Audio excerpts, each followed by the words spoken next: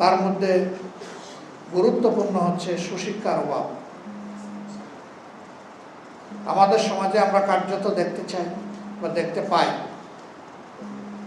যাদেরকে আমরা শিক্ষিত বলে মনে করি, উচ্চশিক্ষিত মনে করি, তাদের একটা বিশাল অংশ, গুরুত্বপূর্ণ অংশ অনবরত সমাজের আমানতের খেয়ানত করে চলছে।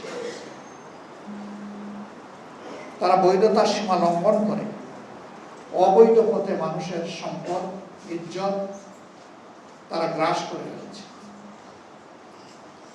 যদি তারা সুশিক্ষিত হতেন, তাহলে মানুষের উপরে অবিচার তারা করতেন।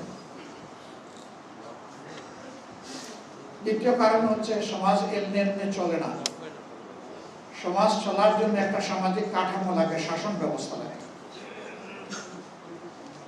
এই কাঠামোর মূল দায়িত্ব যারা পালন করেন বা শাসন ব্যবস্থা যাদের হাতে পরিচালিত হয়,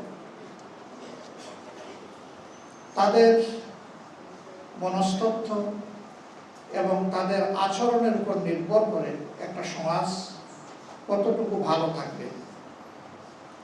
দুঃখের বিষয়, আমাদের প্রিয় জন্মভূমি বাংলাদেশ দুইবার স্বাধীন হয়েছে। 47-এ একবার, 71-এ একবার।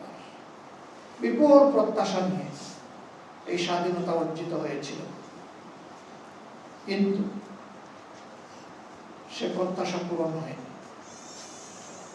কারা এখানে মানুষের প্রত্যাশার যে পারদ ছিল এটাকে ধ্বংস করে দিল?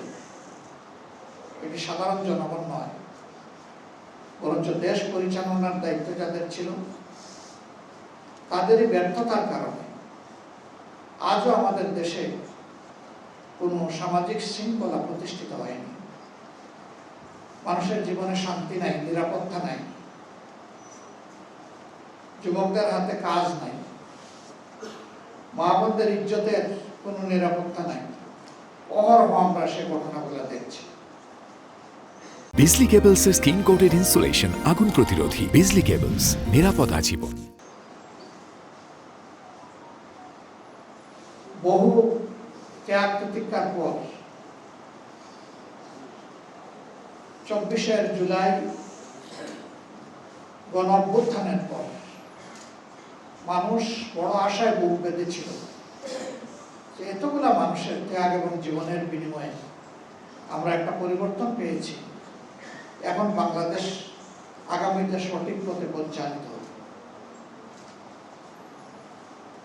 ইতিমধ্যেই এবছরের 12 ফেব্রুয়ারি সাধারণ নির্বাচন এবং সংস্কার পরিষদের সংস্কারের জন্য গণভোট অনুষ্ঠিত হয়েছে। একই দিনে জনগণ দুটো ভোট দিল, একটা ভোটের মূল্যায়ন হলো, আরেকটা ভোট ফেলে দেওয়া হলো। অথচ দুইটার কোনোটাই অগুরুত্বপূর্ণ নয়, বরঞ্চ শাসনের যে ধারা অতীতের শাসকদেরকে ফেসিবাদী করে তুলেছিল, এবার জনগণ চেয়েছিল সেই ধারার পরিবর্তন হোক এবং এই পরিবর্তনের জন্য ব্যাপক সংস্কার অপরিহার্য। দীর্ঘদিন জাতীয় ঐক্যমত্য পরিষদে দেশের সকল গুরুত্বপূর্ণ দল একত্রিত হয়ে 31টি দল মাসের পর মাস ডায়ালগের পরে যে চার্টার তৈরি হলো, তার উপরেই গণভোট অনুষ্ঠিত হবে। কিন্তু আফসোস, বর্তমান সরকারি দল প্রায় 70% জনগণের এই মতকে অগ্রাহ্য করল। ফলে আমরা যেখানে ছিলাম সেখানেই থেকে গেলাম, কোনো পরিবর্তন আসলো না।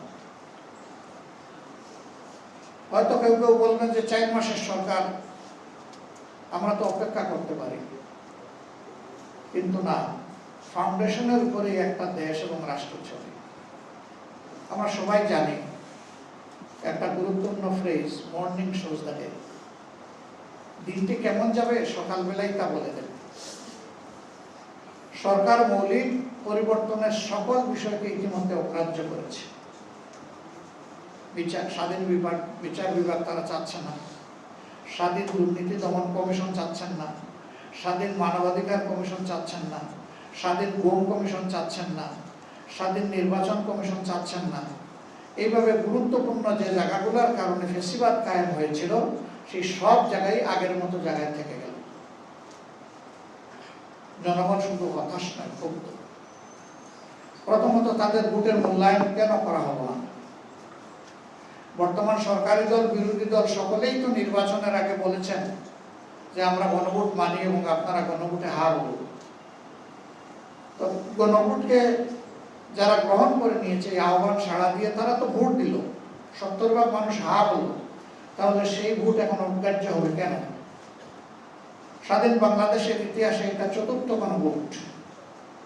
প্রথম গণভোটটি অনুষ্ঠিত হয়েছিল জেনারেল জিয়াউর রহমান সাহেব যখন মার্শাল অ্যাডমিনিস্ট্রেটর, তার হাতে।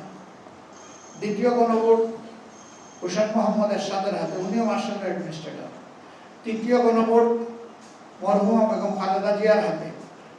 আর ৪র্থ গণভোট হয়েছে একটা নির্দলীয় সরকারের হাতে। সেই গণভোটই মানা হলো না। ফলে জাতীয় জীবনে সংকট তৈরি হয়েছে। আমরা বিরোধী দলের পক্ষ থেকে বারবার এ দাবি উত্থাপন করেছি, এ নিয়ে সংসদে নোটিশ দিয়ে আলোচনা করেছি, কিন্তু শেষ পর্যন্ত 2/3 জুড়ে সরকারি দল আমাদের সমস্ত কিছু অগ্রাহ্য করেছে।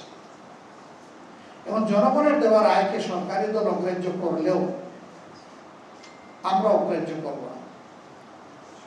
আমরা এই জন্য জনগণের পার্লামেন্টে বিষয়টা, অর্থাৎ জনগণের কাছে বিষয়টা নিয়ে আমরা এসেছি।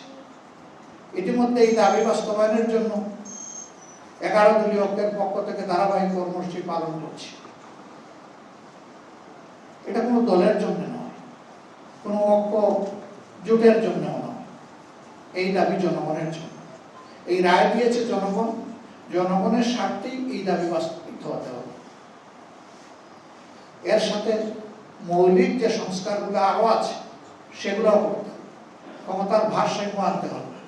কেউ যাতে দুর্দান্ত ফেসিবাদী হয়ে উঠতে না পারে, জনগণের জীবন সম্পদ এবং ইজ্জত নিয়ে যাতে কেউ খেলতে না পারে, তার ওয়ারেন্টির জন্যই এই পরিবর্তন বা সংস্কার অপরিহার্য। সমাজ ভালো নেই। আজকে বলতে গেলে দুধের শিশু 5 বছর 7 বছর যাদের বয়স, মেয়ে শিশুদেরকে ধর্ষণ করা হচ্ছে, তারপরে কম করা হচ্ছে।